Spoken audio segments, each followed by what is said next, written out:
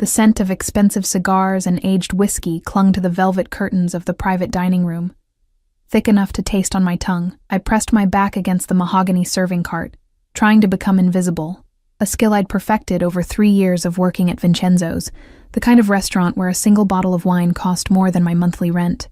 My fingers trembled as I arranged crystal glasses on a silver tray, the delicate clink barely audible over the low murmur of male voices beyond the carved doors.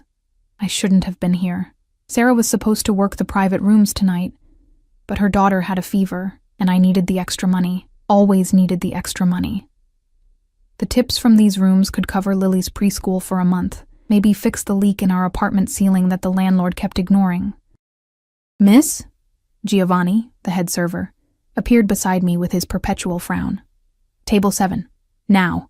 Don't speak unless spoken to, don't make eye contact, and for God's sake, don't spill anything." My stomach twisted. Table 7. Everyone knew about Table 7, the corner booth that stayed reserved every Thursday night, surrounded by men in expensive suits who never smiled, the kind of men who made even Giovanni nervous. I nodded, lifted the tray, and pushed through the doors. The temperature seemed to drop as I entered.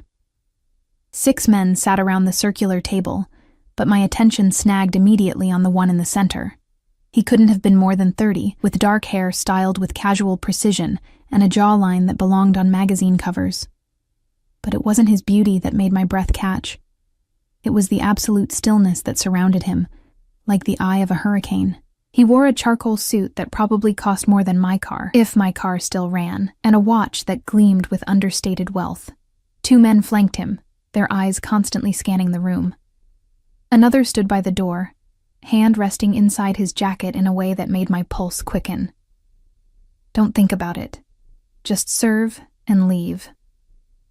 I approached on silent feet, keeping my eyes down as I'd been taught.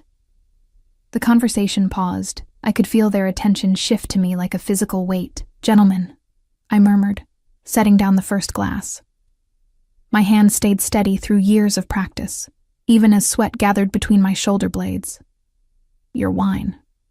I moved around the table with mechanical precision, filling each glass exactly halfway. The men resumed their discussion, something about shipments and territories that I definitely didn't want to understand. I was nearly finished, nearly free, when I reached him. Up close, he was devastating.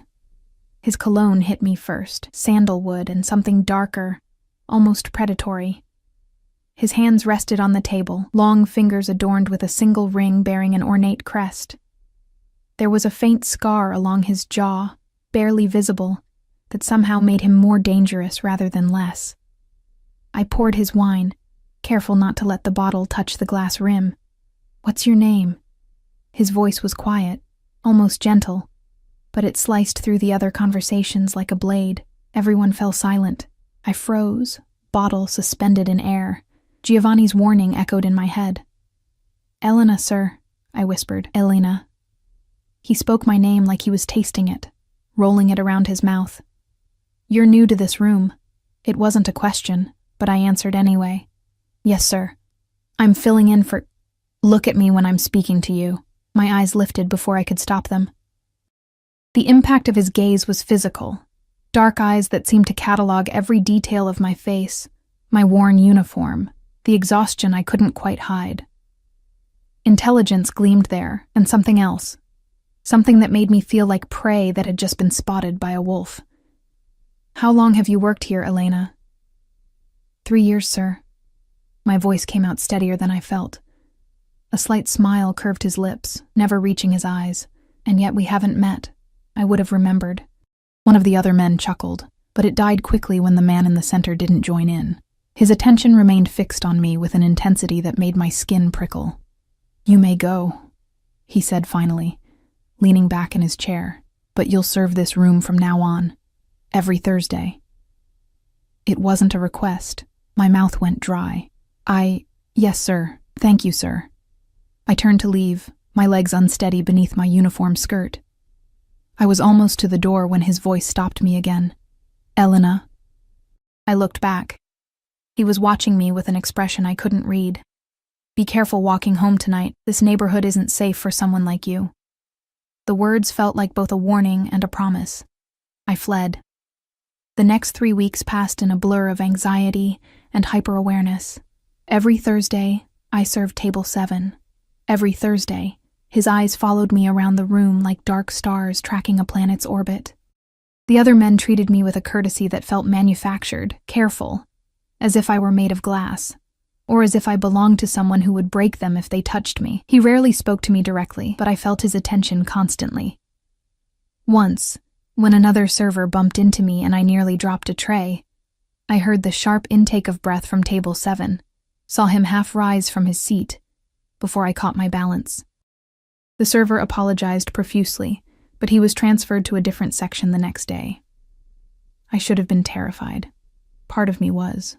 But there was something else, too, a shameful flutter in my chest whenever I saw him. A hyper-awareness of my own body when those dark eyes traced my movements. I tried to learn about him discreetly. The other servers spoke in whispers. Alessandro Vitale, Maria told me one night as we cleaned. Don't you read the news? His family basically owns the eastern waterfront. And half the city council, Diego added grimly. Stay away from him, Elena. Men like that, they collect pretty things. And they don't like to share. But I couldn't stay away. Not when Giovanni kept scheduling me for Thursday nights. His expression apologetic but firm. It's not my decision, he'd said. The request came from above. From him, he meant. On the 4th Thursday, everything changed. I was pouring wine, always the same careful ritual. When a phone buzzed on the table, one of Alessandro's men picked it up, his face going pale as he read the screen. He leaned in close, whispered something in Alessandro's ear. The temperature in the room plummeted. Alessandro's expression didn't change, but something shifted in the air around him, like the moment before lightning strikes. His fingers tightened almost imperceptibly on his glass. When? His voice was soft, deadly. 20 minutes ago.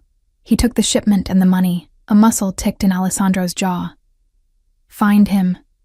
Bring him to the warehouse, alive. The men stood immediately, but Alessandro remained seated, his eyes finding mine across the room. I was frozen by the door, tray clutched against my chest, having witnessed something I absolutely should not have. Elena. My name was a command. Come here. My feet moved on autopilot. The other men filed out, leaving us alone except for the one guard by the door. My heart hammered against my ribs. I stopped beside the table. Alessandro studied me with those unreadable dark eyes. You heard that conversation. It wasn't a question. I nodded, my throat too tight for words. Are you frightened? I should have lied, should have denied it. But something about his directness demanded honesty. Yes. Good. He stood, and suddenly he was close. Too close. I could feel the heat radiating from his body, smell that intoxicating cologne. Fear keeps people alive, but you should know something, Elena. You're not what I'm angry about tonight. His hand lifted, and I flinched before I could stop myself. He froze, something flickering across his face. Disappointment? Anger? Then his fingers brushed my cheek with shocking gentleness, tucking a loose strand of hair behind my ear. So fragile, he murmured, almost to himself. Do you have family, Elena? The question threw me. A daughter, Lily, she's 4. His eyes sharpened. The father? Gone. It's just us. He nodded slowly, as if I'd confirmed something. And you work yourself to exhaustion in this place, serving men who don't see you, to keep her fed and safe. It wasn't a question, but tears burned behind my eyes anyway. He saw too much, understood too much. I need to go, I whispered. My shift is over. Marco will drive you home. I don't. You can, and you will. His thumb traced my cheekbone, the touch sending shivers down my spine. Because I've decided something tonight, Elena.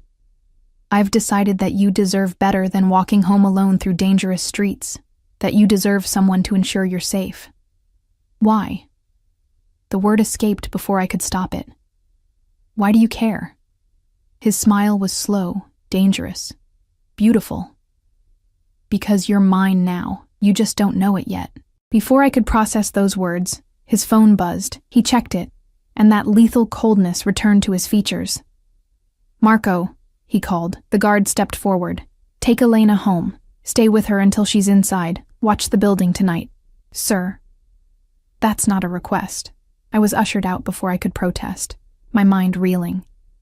In the parking lot, a sleek black car waited, and a man I'd never seen, presumably Marco, opened the back door with military precision. I slid inside, my hands shaking. Through the tinted window, I could see Alessandro standing in the restaurant's entrance, phone to his ear, his profile sharp as a knife blade in the streetlight. Even from here, I could feel the rage emanating from him, tightly controlled but devastating. As Marco pulled away from the curb, I caught Alessandro's eyes one last time. The possessiveness in that gaze made my breath catch, like I was something precious he'd claimed, something he would protect with the same ruthless intensity he brought to everything else. I didn't understand it. Didn't understand why a man like him would notice someone like me. But as we drove through the dark city streets toward my shabby apartment building, one thought repeated in my mind like a prayer or a warning. My life had just changed forever, and I hadn't even realized the moment it happened. The black car idled outside my building like a predator in the shadows. Through the smudged window, I could see Mrs. Chen's curtains twitch on the second floor. By morning, the entire building would know about the expensive vehicle that had delivered me home. Marco hadn't spoken during the drive, but his eyes constantly scanned the mirrors, the streets, cataloging threats I couldn't see. "Thank you," I managed, reaching for the door handle. "Wait." His voice was gruff, professional. He got out first, surveyed the empty street, then opened my door. "I'll walk you up." "That's really not—" "Ma'am." His tone left no room for argument. Mr. Vitale's instructions were clear. Mr. Vitale. Even his name felt dangerous on someone else's tongue. My apartment was on the 4th floor of a building that had seen better decades. The elevator had been broken for 2 months, so we climbed the concrete stairs, our footsteps echoing in the stairwell that smelled of old cooking grease and mildew. I was acutely aware of the contrast. Marco's tailored suit and polished shoes ascending stairs where the railing wobbled, and the walls bore stains I tried not to think about. Shame heated my cheeks. This was my reality. This was what Alessandro had claimed to want to protect. At my door, I fumbled with my keys, hyper-aware of Marco's presence behind me. Inside, I could hear the television. Mrs. Rodriguez from next door was watching Lily, as she did every Thursday night. "I'm fine from here," I said, turning to face him. Marco's expression remained neutral. "I'll be in the car. Call this number if you need anything." He handed me a card with nothing but a phone number embossed in black. Anything at all. Then he was gone, his footsteps fading down the stairs with military precision. I stood in the hallway for a long moment, the card burning in my palm like evidence of something I didn't understand. Through my door, I heard Lily's laugh, bright and innocent and utterly oblivious to the darkness that had just touched our lives. I pocketed the card and went inside. Sleep didn't come that night. I lay in my narrow bed, staring at the water-stained ceiling, replaying every moment. "You're mine now." The words should have terrified me. Instead, they circled in my mind like a dark lullaby, tinged with something that felt dangerously like longing. No one had ever looked at me the way Alessandro did, like I was something precious, something worth protecting. James, Lily's father, had looked through me even when we were together, his attention always elsewhere, already planning his escape. My own parents had written me off when I got pregnant at 22, their disappointment so thick I could taste it. But Alessandro saw me. Those dark eyes missed nothing. I rolled over, punching my thin pillow into submission. This was insane. He was dangerous, criminal, the kind of man mothers warned their daughters about. And yet, my phone buzzed on the nightstand. Unknown number. My heart kicked into overdrive. "Sleep well, Elena. Marco will remain outside tonight. You're safe." No signature. None needed. I stared at the glowing screen, my pulse hammering in my throat. He was having me watched, protected. The thought should have felt invasive, threatening. Instead, for the first time in 4 years, I felt like I could breathe. I typed and deleted 3 responses before finally settling on, "Thank you." The reply came instantly, "Don't thank me yet." Friday morning arrived with weak sunlight filtering through my curtained window. Lily bounced on my bed at 7, her dark curls wild around her face, demanding pancakes with the imperious authority only a 4-year-old could muster. "Mama, there's a big car outside." She pressed her nose to the window, like a princess car. My stomach dropped. I joined her at the window, and sure enough, the black sedan remained parked across the street. In daylight, it looked even more out of place, gleaming and expensive against the backdrop of rusted fire escapes and cracked pavement. "Just someone visiting, baby," I forced brightness into my voice. "Come on, let's make those pancakes." The morning routine unfolded with practiced efficiency. Breakfast, cartoons, getting Lily dressed in her favorite purple shirt. I tried to focus on the mundane tasks, but my attention kept drifting to the window, to the car that hadn't moved. At 8:30, Mrs. Rodriguez knocked to collect Lily for preschool drop-off. She took one look at my face and frowned. "You okay, mija? You look like you didn't sleep, just a long shift." I kissed Lily's forehead, breathing in her baby shampoo scent. "Be good for Mrs. Rodriguez, okay?" "I'm always good," Lily declared, skipping toward the door.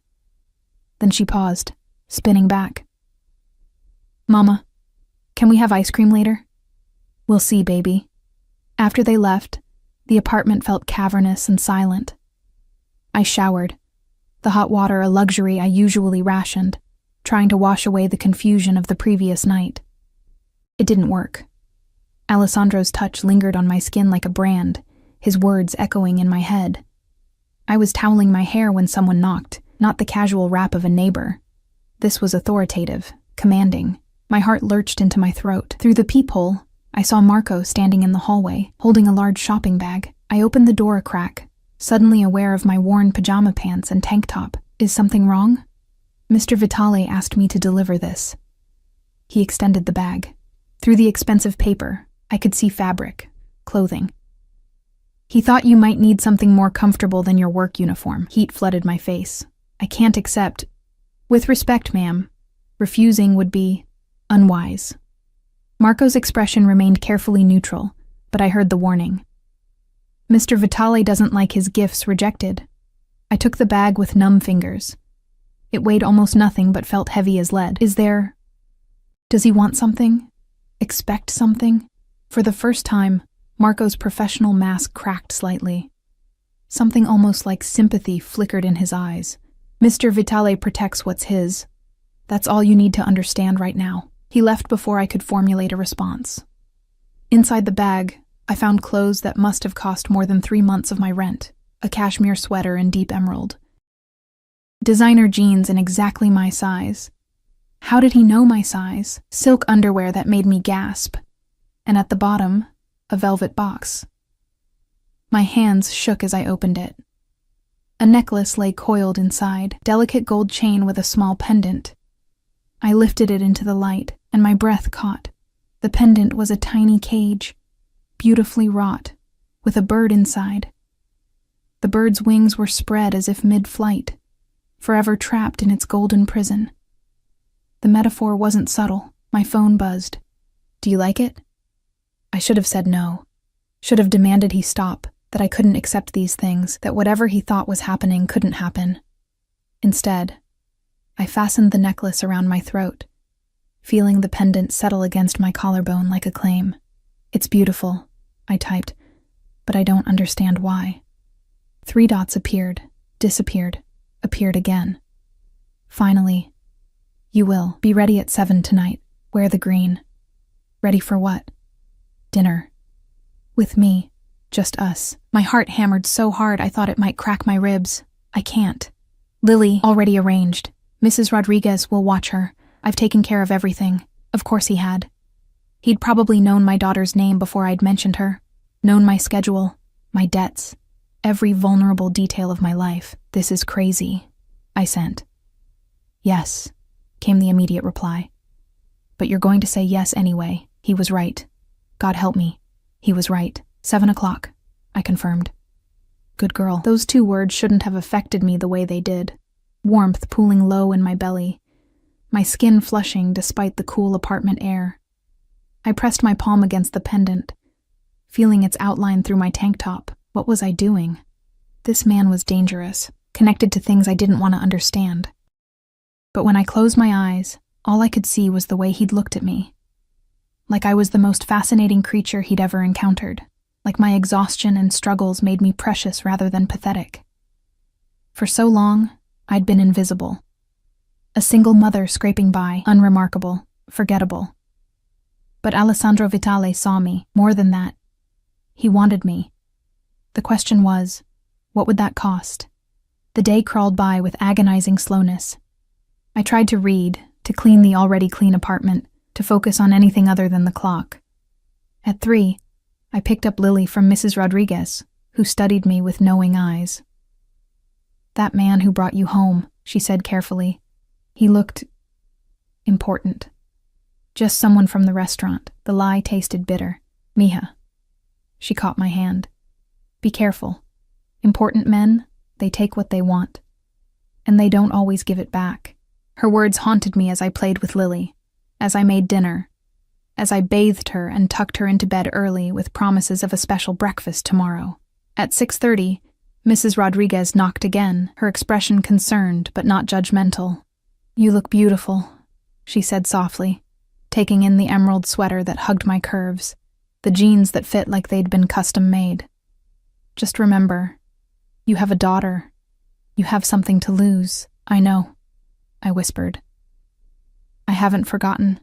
But as I waited by the window, watching the street for Alessandro's car, I wondered if that was true.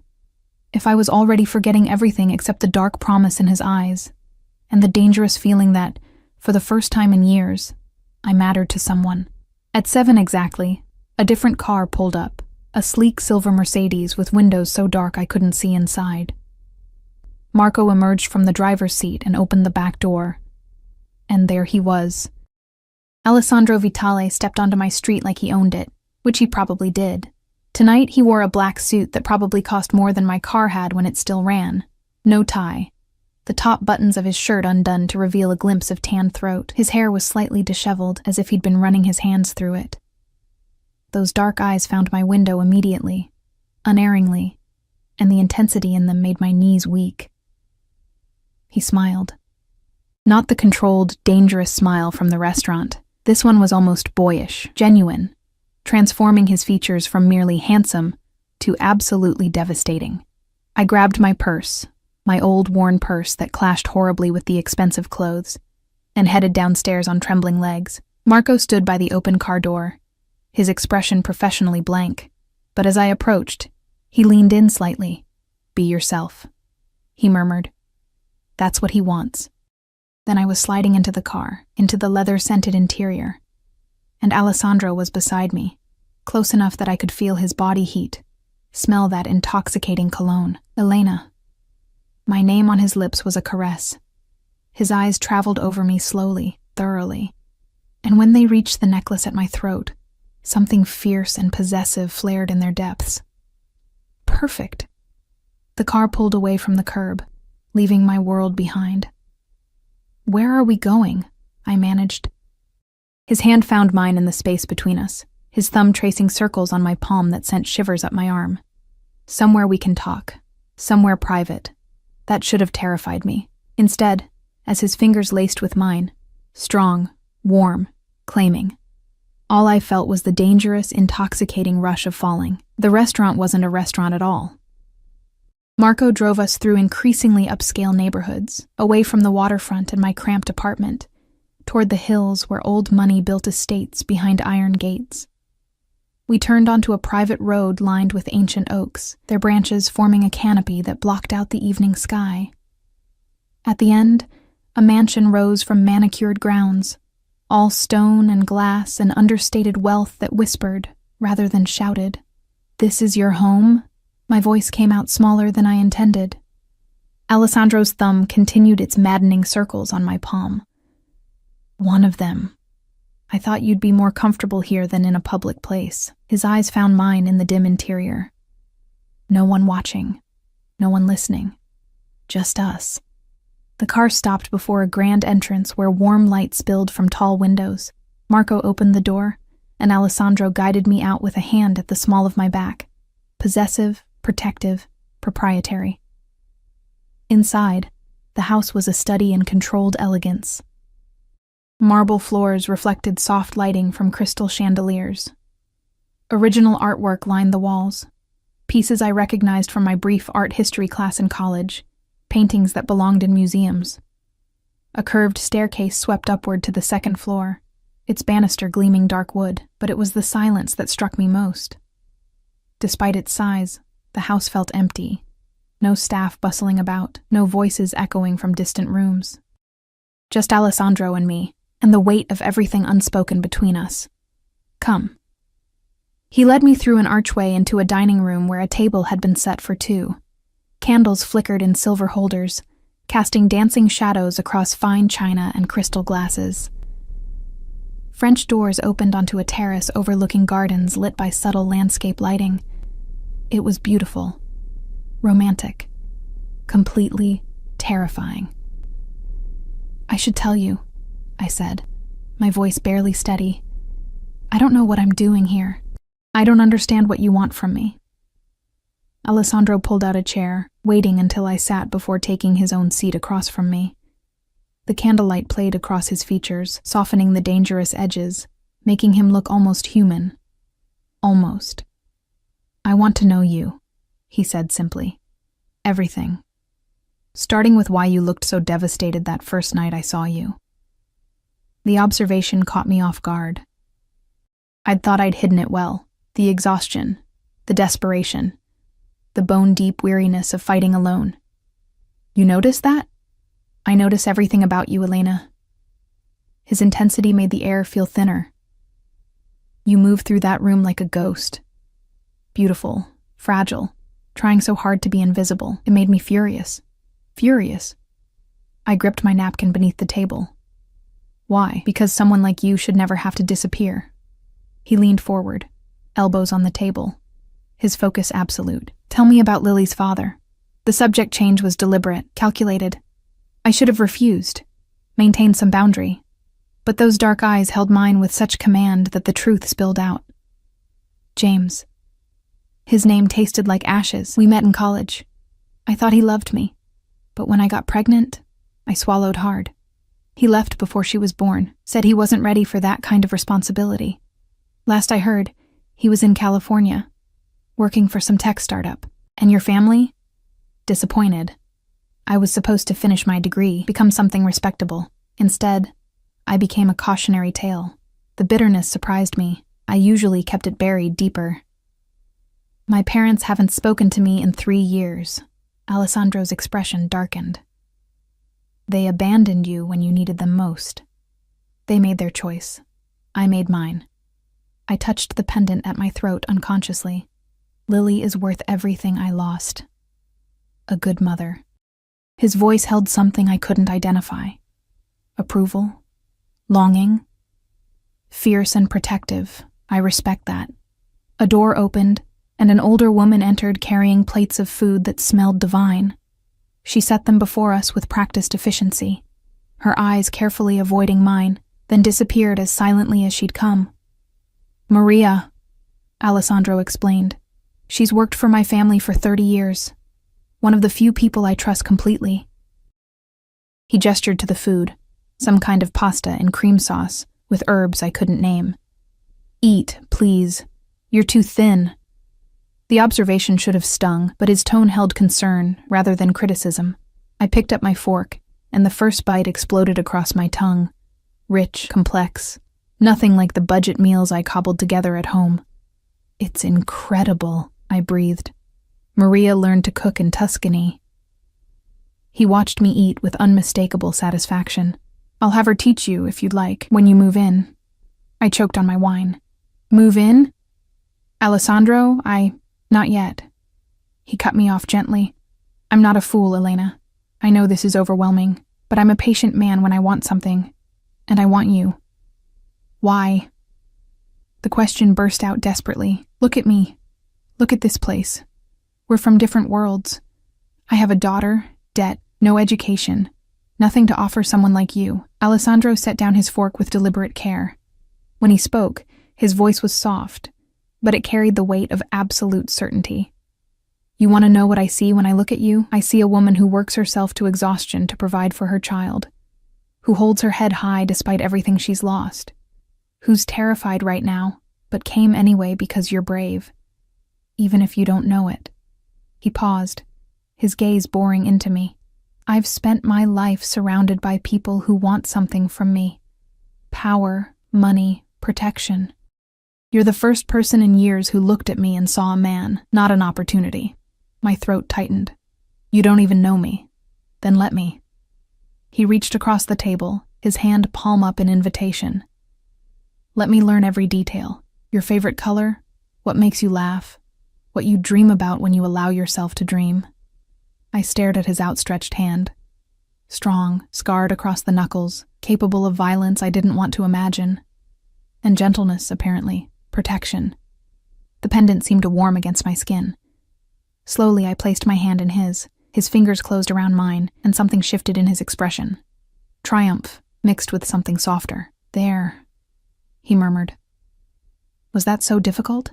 Yes, I admitted. Terrifying, actually. His laugh surprised me.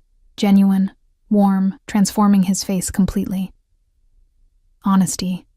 I like that about you. He stood, drawing me to my feet. Come. I want to show you something. He led me through the house, up that sweeping staircase, down a hallway lined with more priceless art. At the end, he opened a door onto what could only be described as a library, floor-to-ceiling shelves crammed with books, leather furniture arranged before a massive stone fireplace, and windows overlooking the gardens. This is my favorite room, he said, releasing my hand to walk to the shelves. His fingers trailed across spines with obvious affection. My mother loved to read. She'd spend hours here when I was young. His voice roughened slightly. She died when I was 15. The vulnerability in that admission made my chest ache. I'm sorry. Cancer. He pulled a book from the shelf, a worn copy of Jane Eyre. This was hers. She read it to me when I was sick once. I was 12 and thought it was a stupid romance. Now. He smiled sadly. Now I understand what she was trying to teach me. That love can be both prison and freedom, depending on who holds the key. I thought of the pendant, the bird in its golden cage. Is that what this is? You trying to cage me? No. He set the book down and crossed to me, his movements predatory and graceful. I'm trying to give you wings, a cage made of safety, resources, protection. But one you can leave if you choose. His hands framed my face, tilting it up to meet his gaze. I won't lie to you, Elena. I'm a dangerous man. I've done things that would horrify you. My world is violent and unforgiving. Then why? Because you make me want to be better.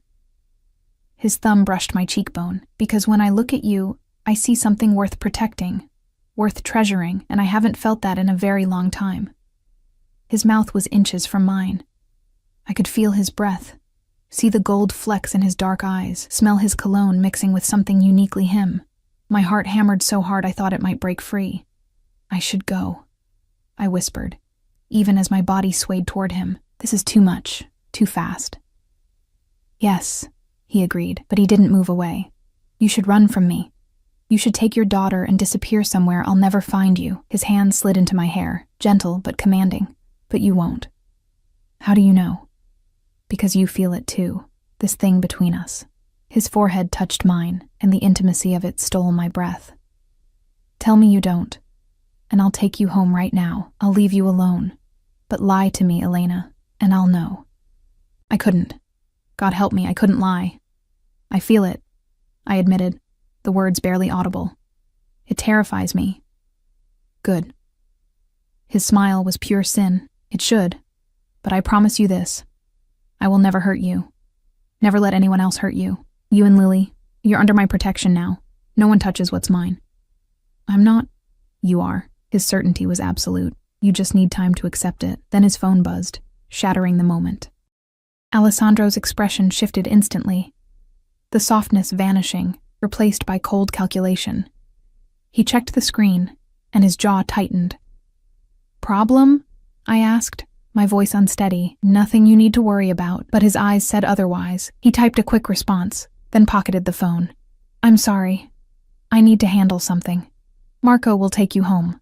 Disappointment crashed through me, sharp and unexpected. Oh, of course. He caught my chin, forcing me to meet his gaze. This isn't a dismissal. I want you here, in this room, in my bed if you'd let me. But business calls, and this particular business, his expression darkened. It involves someone who tried to steal from me. Someone who thought they could betray me and live. The reminder of who he was, what he was, should have doused my desire like cold water. Instead, something primitive and feminine inside me responded to the danger, the power, the absolute dominance he projected. The man from last night, I guessed. At the restaurant? Smart girl. He kissed my forehead, a gesture so tender it seemed at odds with the violence in his words. He made a mistake. Took something that belonged to me. Now he pays the price. What will you do to him? Alessandro's smile was terrible. Nothing he doesn't deserve, but you don't need those images in your head. Come. He walked me downstairs where Marco waited by the door, professional as always. In the car, Alessandro's hand found mine again, his thumb resuming those maddening circles. Tomorrow, he said, I'll send a car at noon. We'll have lunch. I have a shift. Already handled. Giovanni will understand. Of course he would. Alessandro probably owned the restaurant. Say yes, Elena. I thought of his library, his mother's book, the way he'd looked at me like I was the answer to a question he'd been asking his whole life. I thought of Lily and bills and the grinding exhaustion of my life, and I thought of how, for just a few hours, I'd felt seen, valued, protected. Yes, I whispered. His smile was victory and promise.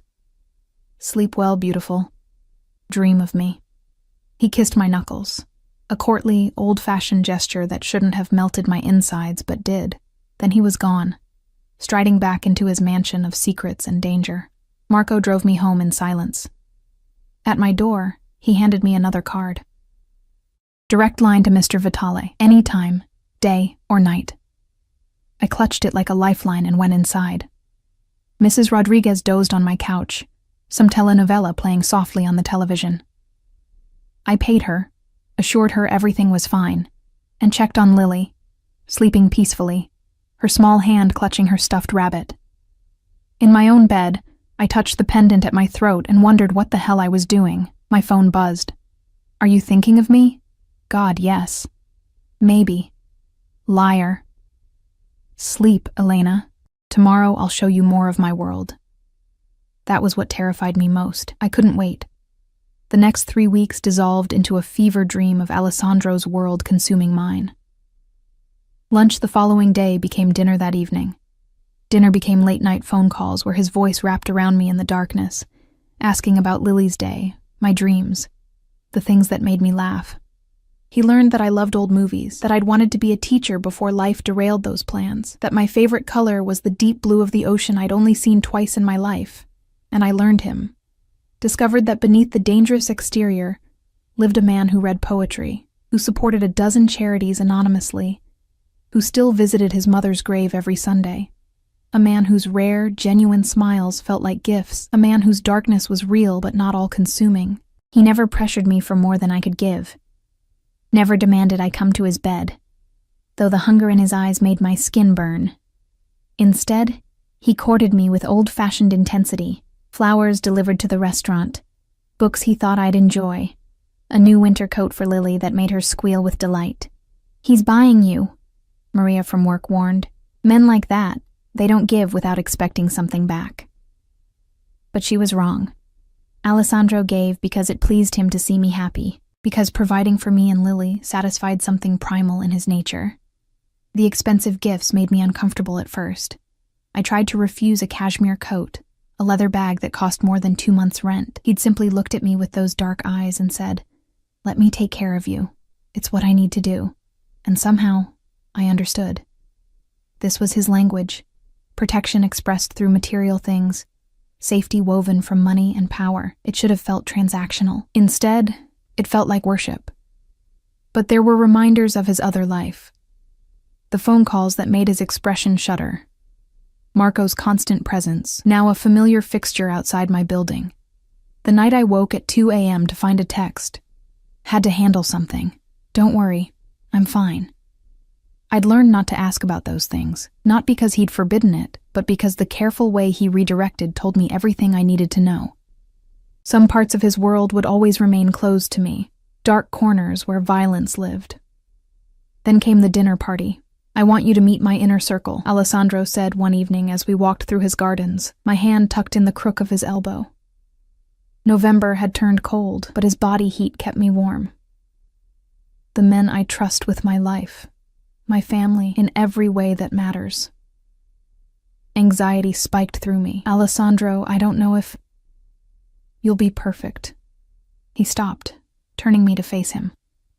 We stood beneath an arbor where the last autumn roses clung stubbornly to their vines. They need to see you, need to understand that you're important to me, that you're protected. The weight behind those words made my stomach flutter. How important. His hand cupped my cheek, his touch always so gentle despite the violence those hands were capable of. The most important. The only thing that matters more than my family's legacy. His thumb brushed my lower lip, and heat pooled low in my belly. Say you'll come. Please. I'd never heard him say please before. The vulnerability in it undid me. I'll come. His kiss was soft, reverent, barely a brush of lips that somehow felt more intimate than anything we'd shared. When he pulled back, his eyes held promises that made me tremble. Saturday night. I'll send something for you to wear. His smile turned wicked. Something that will make every man in the room jealous that you're mine. I'm not... You are. His certainty never wavered. You just haven't admitted it yet. Saturday arrived wrapped in anxiety. The dress he sent was midnight blue silk that draped over my curves like water, sophisticated and sensual without being overtly sexual. Matching heels that added 3 inches to my height. Jewelry. Sapphires that probably cost more than my car had when it was new. I stood before my bathroom mirror, hardly recognizing myself. The exhausted waitress had vanished, replaced by someone who looked like she belonged in Alessandro's world. Mrs. Rodriguez watched from the doorway, Lily asleep in her arms. You look like a princess, mija, she said softly. But her eyes held worry. Just remember who you are beneath all that silk. I won't forget. But even as I said it, I wondered if it was true. Each day with Alessandro made my old life feel more distant, less real, like I was slowly becoming someone new. Marco collected me at 7. The drive to Alessandro's mansion felt shorter than before, familiarity dulling the edge of strangeness. But when we pulled up, my anxiety returned full force. Cars lined the circular drive, expensive, sleek vehicles that spoke of wealth and power. Through the lit windows, I could see people moving, hear the low hum of conversation and laughter. Alessandro waited at the entrance, devastating in a charcoal suit that emphasized his lean, powerful build. But it was his expression when he saw me that stole my breath. Raw desire mixed with possessive pride that made my knees weak. Cristo, he breathed, meeting me at the car. His hands spanned my waist, pulling me close. You're stunning. Perfect. Mine. He kissed me then, not the gentle brushes we'd shared before, but deep and claiming, his tongue sweeping into my mouth with commanding certainty. I melted against him, my hands fisting in his jacket, all my careful composure dissolving under his assault. When he finally pulled back, we were both breathing hard. His eyes had gone nearly black with want. Tonight is going to be torture, he murmured against my temple, having you near, but not being able to touch you the way I want to. Alessandro. I know. Patience. He straightened, visibly collecting himself. But know this, Elena. I'm running out of it. Soon I'm going to make you mine in every way. And when I do, there will be no going back. The promise sent shivers down my spine. He offered his arm, and I took it on trembling legs. Inside, the house had been transformed. Candles flickered everywhere, casting golden light across polished surfaces. Waiters circulated with champagne and hors d'oeuvres. In the main room, Perhaps 20 people mingled, men in expensive suits, women dripping with jewelry and designer clothes. All conversation stopped when we entered. Alessandro's hand tightened on mine. Reassuring and possessive. Everyone. His voice carried effortlessly through the sudden silence. This is Elena. She's under my protection. Treat her accordingly. The words were simple but weighted with meaning that made several people's eyes widen. Under his protection. In their world, that meant something specific, something binding. A barrel-chested man with silver hair approached first, his smile warm, but his eyes sharp and assessing. So this is the woman who's tamed our Alessandro, Vittorio Constantino. He kissed my hand with old-world courtesy. A pleasure, signorina. Elena works, I managed, my voice steadier than I felt. Vittorio laughed, a booming sound that eased some of my tension. Spirit. I like it. Alessandro always did prefer fire to ice. Others approached. A parade of names and faces I struggled to track. Carlo, Alessandro's lieutenant, who looked too young for the hardness in his eyes. Sophia, a striking woman in red who studied me with unconcealed curiosity. Marco, of course, who gave me a subtle nod of approval. Through it all, Alessandro remained at my side, his presence a solid anchor. His hand never left the small of my back, that possessive touch a constant reminder that I wasn't alone in this overwhelming world.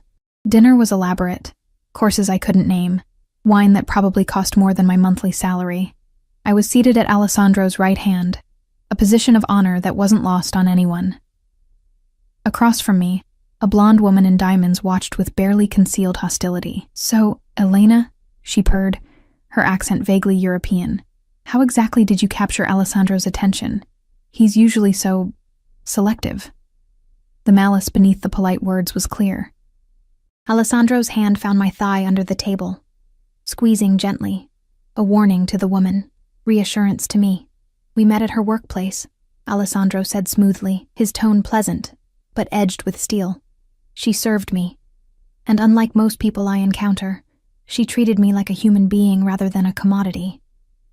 How refreshing.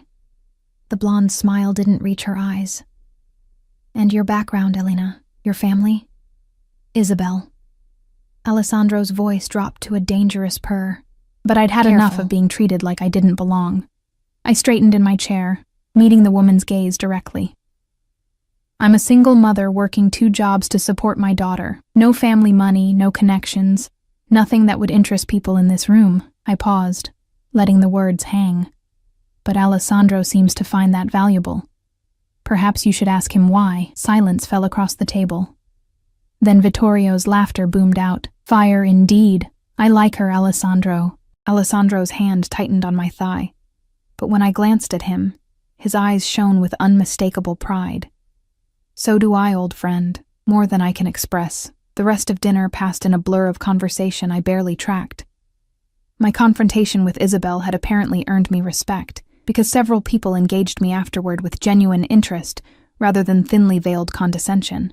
After dinner, Alessandro drew me away from the crowd, leading me through French doors onto a terrace overlooking the gardens. The November air bit cold, and immediately he shrugged off his jacket, draping it over my shoulders. You were magnificent in there, he said, turning me to face him. Pride and desire warred in his expression. The way you stood up to Isabel, Cristo, I wanted to drag you upstairs right then. Heat flooded through me. She was testing me. They all were. His hands framed my face, tilting it up to meet his burning gaze. And you passed. Do you understand what that means, Elena? They accept you now. They see you as mine, as someone under my protection who can't be touched, can't be threatened, can't be harmed. Is that what I am? Just someone under your protection? No. His thumb traced my lower lip, and I couldn't stop myself from pressing a kiss to it. His breathing hitched. You're everything. The reason I wake up wanting to be better. The thought that gets me through dark days. The future I didn't know I wanted until I saw you. Alessandro, I love you. The words fell between us like stones in still water, sending ripples through everything. I know it's too soon, too fast. I know I should wait, be patient. but I've never been good at denying myself what I want. And I want you, Elena. Not just in my bed, though Christo knows I dream about that. I want you in my life, my home. I want to watch Lily grow up. I want to give you everything you've been denied. Tears burned behind my eyes. You barely know me. I know enough. I know you're brave and fierce and beautiful. I know you'd sacrifice anything for your daughter. I know when you smile at me, really smile, it feels like the sun breaking through clouds. His forehead touched mine. Tell me you feel nothing, and I'll step back. I'll let you go. But lie to me, and I'll know. I couldn't lie. Not anymore. I feel everything, I whispered. It terrifies me. You terrify me. This world. What you do. The danger. I'll keep you safe. Both of you. On my life. On my family's name. I swear it. His mouth claimed mine with devastating certainty, and this time I didn't hold back. I kissed him with all the longing I'd been suppressing, all the desire and fear and desperate hope. His hands tangled in my hair, angling my head to deepen the kiss, and I moaned against his lips. When we finally broke apart, we were both shaking. Come upstairs with me, he breathed against my mouth. Let me worship you the way you deserve. Let me show you what it means to be mine. God, I wanted to. Wanted it so badly I ached, but... Lily, I managed. I need to get home to Lily. Frustration flashed across his features, but he nodded. Soon then. Soon you'll be here always, both of you. This will be your home. Alessandro, that's... My phone rang, cutting through the moment. Mrs. Rodriguez's number. My stomach dropped. Elena. Her voice was tight with fear. There are men outside your building. They're asking about you. About Mr. Vitale. Mija, I'm scared. I have Lily in my apartment with the door locked, but... Ice flooded my veins. Alessandro's expression shifted instantly. The lover vanishing, replaced by something cold and lethal. He heard enough to understand. We're coming, he said, his voice deadly calm. Then into his phone. Marco, get the car, now. And call Carlo. I want men at Elena's building 5 minutes ago. He grabbed my hand, and we were moving, his grip iron tight. As we rushed through the house, I saw his men falling into formation, weapons appearing from concealed holsters. This was his other world, the darkness he'd tried to shield me from, and it had just crashed into mine. In the car, Alessandro made rapid calls, his voice clipped and commanding. But his free hand never left mine, holding on like I might disappear. Who would do this? I asked, my voice small. His jaw was granite. Someone who wants to hurt me, who thinks you're my weakness. His eyes met mine, blazing with fury and something else. Fear, they're not wrong. But they've made a fatal mistake. They've threatened what's mine. The drive to my neighborhood felt eternal and too short. When we arrived, 4 black SUVs already bracketed my building. Men in suits fanned out, securing the perimeter. Neighbors peered from windows, phones out, probably calling the police. Alessandro was out before the car fully stopped, pulling me with him. Where? He demanded of one of his men. Gone, boss. Ran when we arrived. But they left this. He handed over a photograph. Alessandro's face went white, then red with rage. He showed me the picture, and my blood turned to ice. It was Lily, playing in the small park near our building. Someone had been watching her, watching us. A roar of pure fury tore from Alessandro's throat. The sound was inhuman, terrifying. Find them, he snarled at his men. I don't care what it takes. Find everyone involved and bring them to me alive. I want them to suffer. Then he was pulling me toward the building, taking the stairs 3 at a time. At Mrs. Rodriguez's door, he knocked. A controlled, measured sound despite the violence rolling off him in waves. She opened it a crack, then wider when she saw me. I rushed past into her apartment, finding Lily curled on the couch, tear-stained but unharmed. Relief hit me so hard my knees buckled. Mama! She launched herself into my arms, and I held her tight, breathing in her familiar scent, checking for injuries with shaking hands. I'm here, baby. You're safe. I promise you're safe. Behind me, Alessandro spoke quietly with Mrs. Rodriguez. When I finally looked up, his expression had softened slightly, though murder still lurked in his eyes. "Pack whatever you need," he said gently. "You're both coming home with me, tonight. No arguments."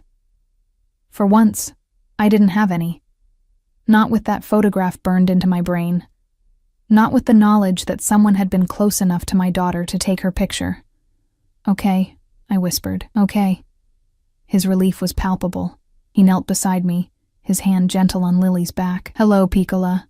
My name is Alessandro. I'm a friend of your mama's. We're going to go somewhere very safe, okay?" Lily studied him with her solemn dark eyes. Then, to my shock, she reached out and touched his face. "You're pretty."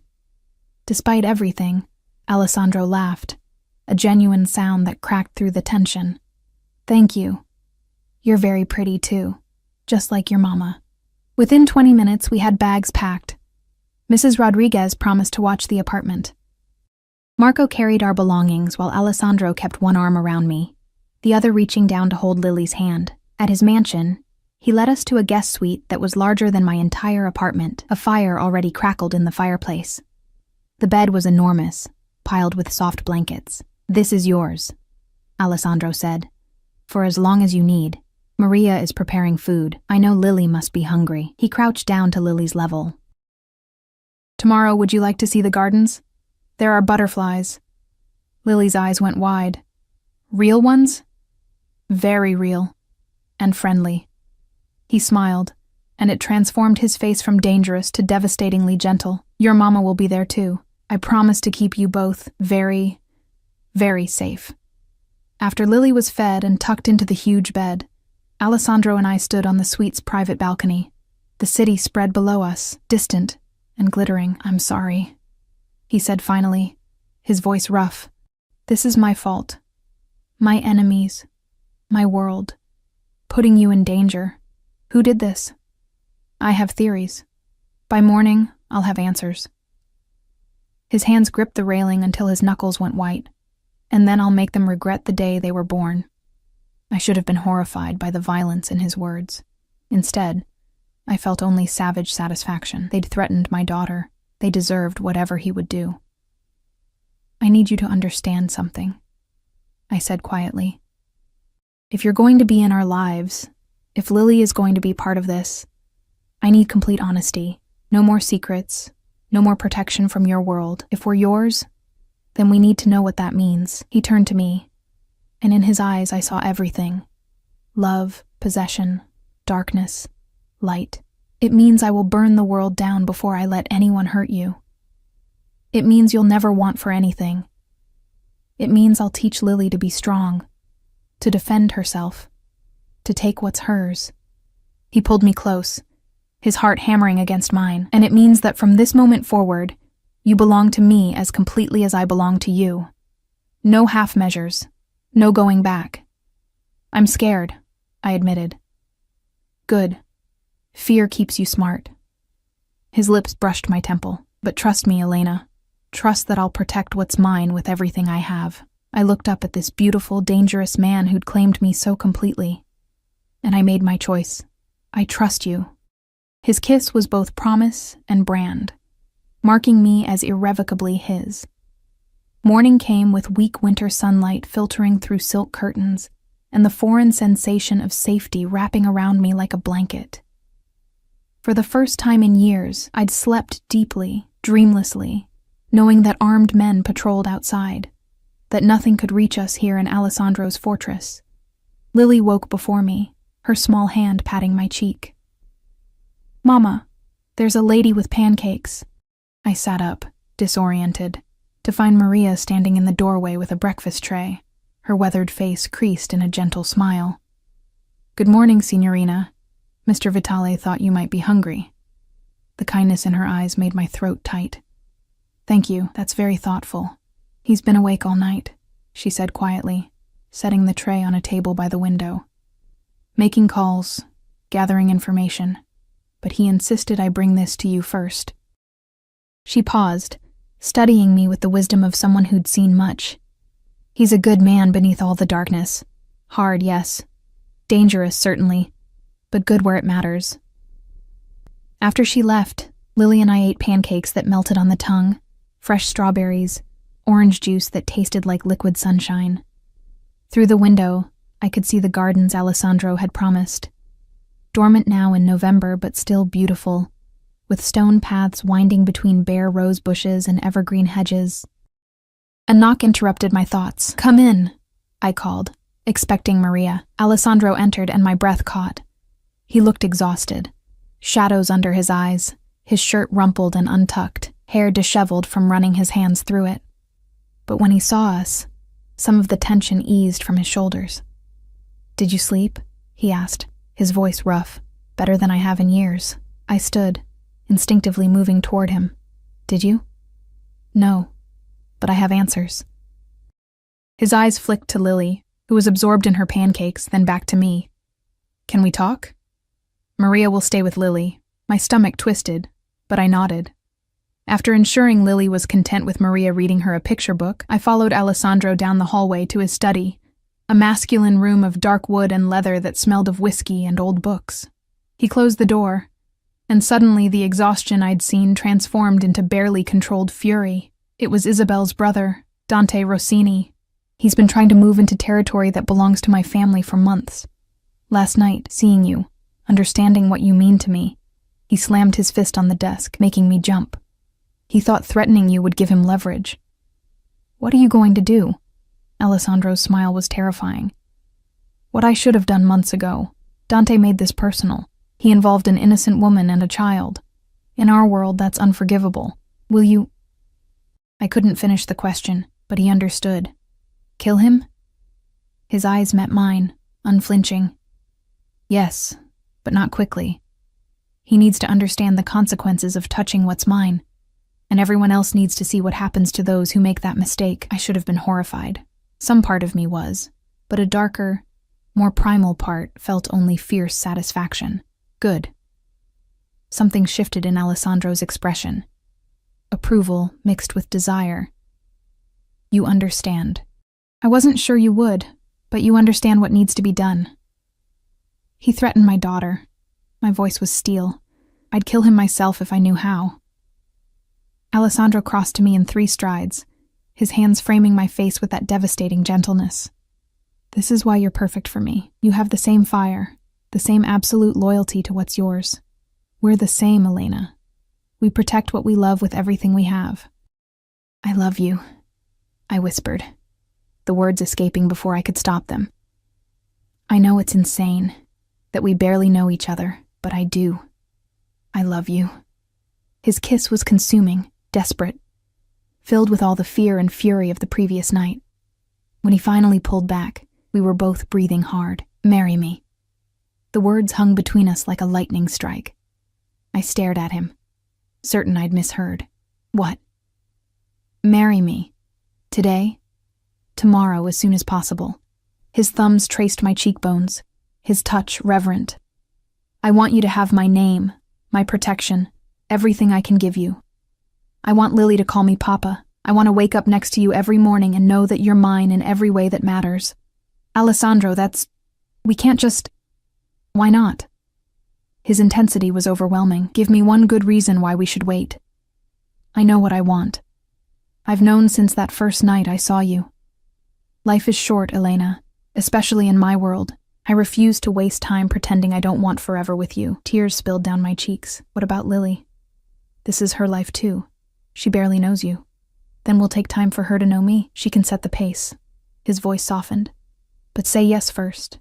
Say you'll be my wife. Let me love you both the way you deserve. Let me give you the life you should have had all along." I thought of my cramped apartment, the constant struggle, the fear that had been my companion for years. I thought of James abandoning us, my parents turning their backs, the endless exhaustion of fighting alone. And I thought of Alessandro, dangerous, possessive, absolutely certain in his devotion. A man who would burn the world to keep us safe. A man who looked at my daughter with genuine affection and at me like I was the answer to every question. "Yes," I breathed. "Yes, I'll marry you."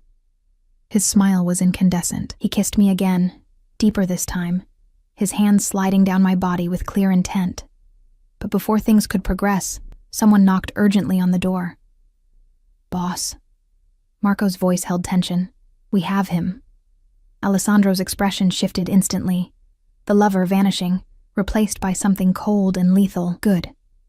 Take him to the warehouse. I'll be there within the hour." He looked at me, conflict warring in his eyes. "I need to handle this." "I know." I straightened my shoulders. "Do what needs to be done. We'll be here when you get back." Pride flashed across his features. "That's my fierce girl." He kissed my forehead. "Maria and 6 men will stay with you. Don't leave the grounds. Don't answer the door for anyone. I'll be back before dark." After he left, I returned to find Lily charming Maria with stories about her stuffed rabbit. The older woman's eyes were warm with affection. Clearly my daughter had already won her over. "He's gone to handle business?" Maria asked quietly. I nodded. She sighed, setting down the picture book. "This life, it's not easy. There will always be threats, always be danger. But that man, he would tear apart heaven and hell to protect you both. I've known him since he was a boy. I've never seen him like this, vulnerable, open, truly happy. You've given him something precious." "He's given me something too," I admitted. "Hope, security, the feeling that someone actually sees me." "Then you'll be good for each other," she smiled. "Now, shall we show this little one those butterflies? Mr. Vitale has a greenhouse where they live year-round." The rest of the day passed in surreal domesticity. The greenhouse was magical, warm and humid, filled with tropical plants and hundreds of butterflies in every color. Lily shrieked with delight when one landed on her finger, her face glowing with wonder. "Pretty," she declared. "Mama, look."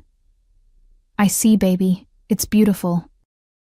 But I was thinking of Alessandro, of what he was doing at that moment, of Dante Rossini paying the price for threatening us. Some part of me knew I should feel guilty for my lack of horror, but I couldn't summon it. He'd taken a photograph of my daughter. He deserved whatever Alessandro did to him. Dusk fell, painting the sky in shades of orange and purple. Lily was bathed and fed, drowsy in my arms on the sofa in our suite, when I heard footsteps in the hallway. Alessandro appeared in the doorway, and my breath caught. He looked different, harder somehow, with fresh blood on his knuckles and something dark and satisfied in his eyes. But when he saw us, that hardness melted.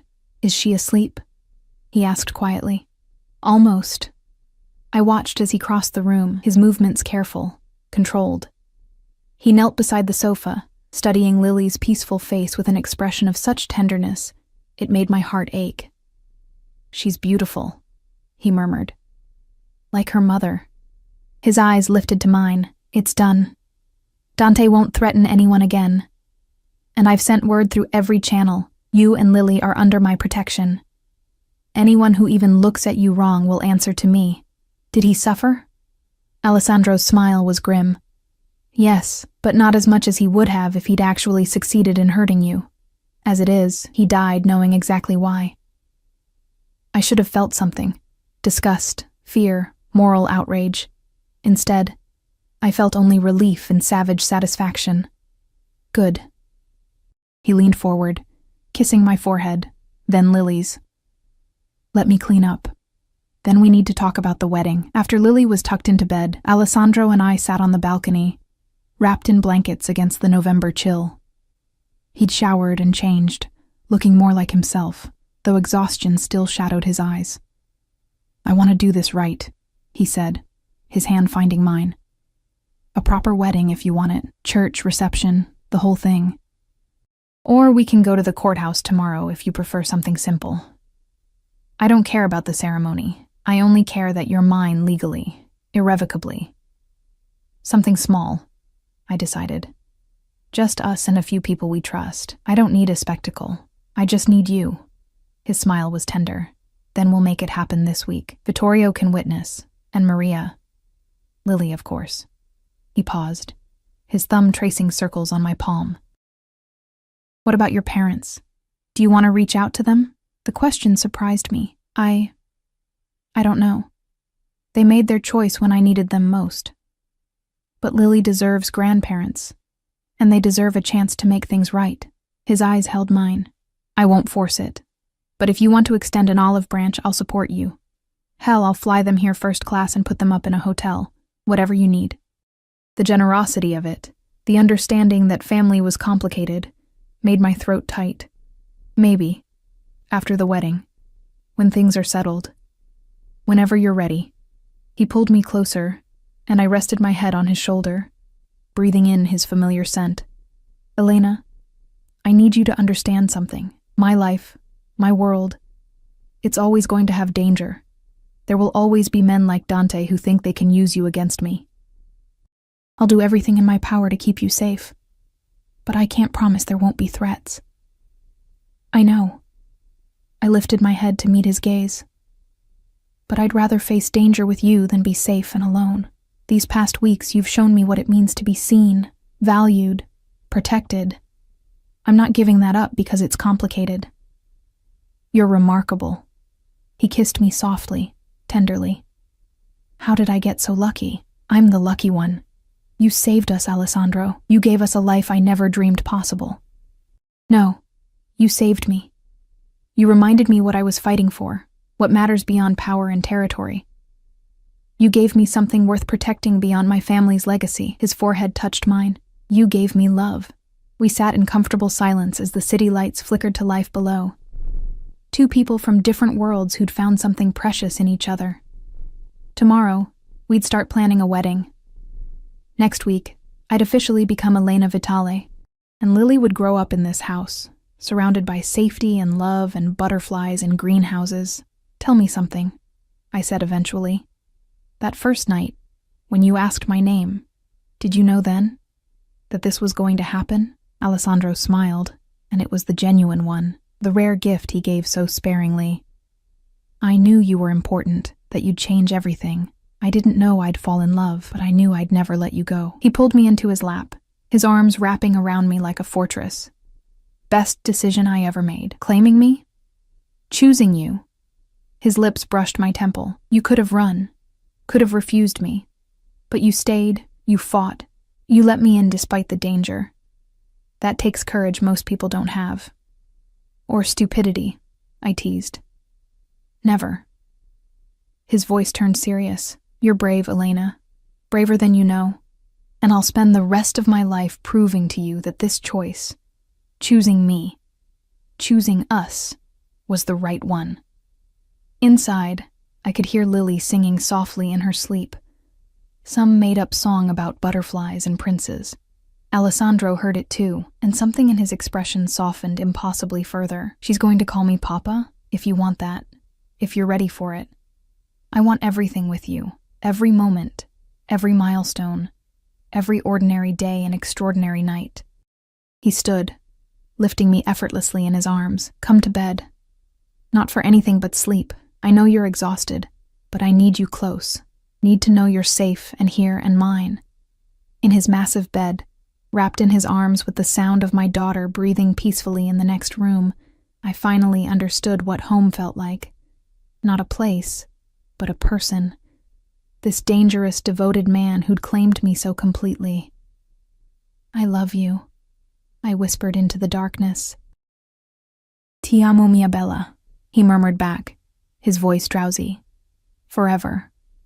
And as I drifted into sleep, I knew with absolute certainty that forever with Alessandro Vitale, complicated, dangerous, overwhelming, was exactly what I wanted. The Mafia boss had thought I was just another acquisition, another deal to close, but somewhere between that first meeting and this moment, he'd realized the truth.